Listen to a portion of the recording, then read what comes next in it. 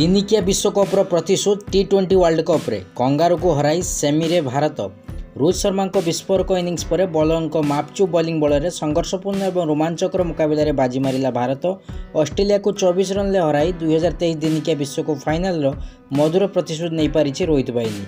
विजय सह भारत ग्रुप एक रु प्रथम दल भाव सेमिफाइनाल में प्रवेश करिछि। पराजय सह ऑस्ट्रेलिया सेमिफाइनाल जीवा मुस्किल हो जाइछि।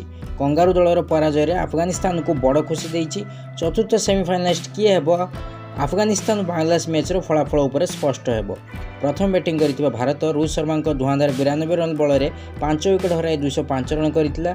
सूर्य 31 रन विस्फोरक इनिंग्स खेली 206 रन विजय लक्ष्य पिछा करिथिबा ऑस्ट्रेलिया 7 विकेट हराई 181 रन सीमित रहिथिला। ट्रेविस हेड 76 रन लड़ुआ इनिंग्स निष्फल होइछि। मिचेल मार्श 37 रन करथिले। बॉलिंग रे भारत पक्षरु अर्शदीप सिंह 3टी और कुलदीप यादव 2टी लेखा विकेट नैछन्ति। Rohit Sharma player of the match विवेचित होइछन्ति। 206 रन विशाल विजय लक्ष्य पिछा करिथिबा ऑस्ट्रेलिया को 6 रन स्कोर रे प्रथम झटका लागिथिला। वार्नर 6 रन करी अर्शदीप को बॉलर आउट होइतिले। या पर ट्रेविस हेड और मिचेल मार्श भारतीय बॉलर को पलटा आक्रमण करथिले। दुहे दुहांदार बैटिंग करी द्वितीय विकेट पाई 81 रन जोड़ी विजयर मूलदुआ पकाइथिले एवं भारत चापर रहिथिला। तबे मार्श को आउट करी कुलदीप भारत को बड़ सफलता देइथिले। या पर ग्लेन मैक्सवेल 20 रन करी आउट होइथिले। एकदा 13 ओभर रे 128 रन करी मजबूत स्थिति थिबा ऑस्ट्रेलिया को बैकफुट को ठेलीथिला Bharat.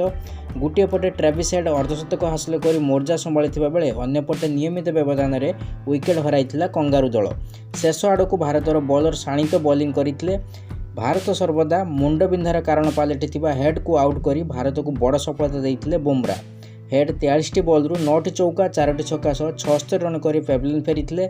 Stoinis 2 run team David 15 run करी आउट होइथिले।